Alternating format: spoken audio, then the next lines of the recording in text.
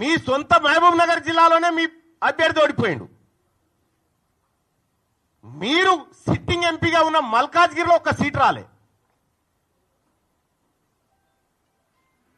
ఇవాళ మీరు కరెక్ట్ గా పనిచేసినంటే 6 నెలల పాటు కరెక్ట్ గా కాంగ్రెస్ పార్టీ విధానాల కోసం పనిచేసినంటే ఆ 8 సీట్లు కూడా కాంగ్రెస్ పార్టీకి వస్తే ఇలా నరేంద్ర మోడీ ప్రభుత్వమే లేదు కేంద్రంలో. పరోక్షంగా మీరు సహకరించుకుంటా ఇవాళ కాంగ్రెస్ పార్టీని ఖతం చేసేటువంటి ఉద్దేశంతో మీరు ముందుకు పోతా ఉన్నారు. మీరు పొండి మీ విధానాలు కూడా అర్థమవుతా ఉన్నాయి.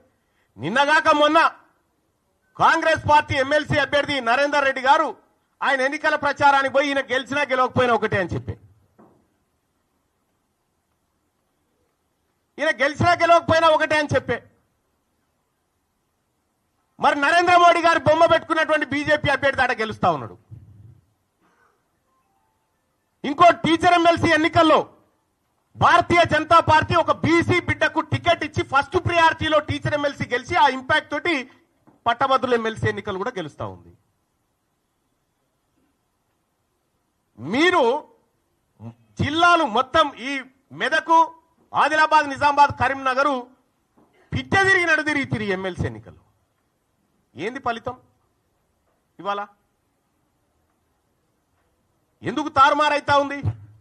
ఇవాళ ఏడాది లోపలనే కాంగ్రెస్ పార్టీ పైన, ప్రభుత్వం పైన ఇంత వ్యతిరేకత ఎందుకు వస్తా ఉంది? ఆత్మ పరిశీలన చేసుకోవాలి కదా. ఇది మా వీడియో మీకు నచ్చినట్లయితే please like, share and subscribe.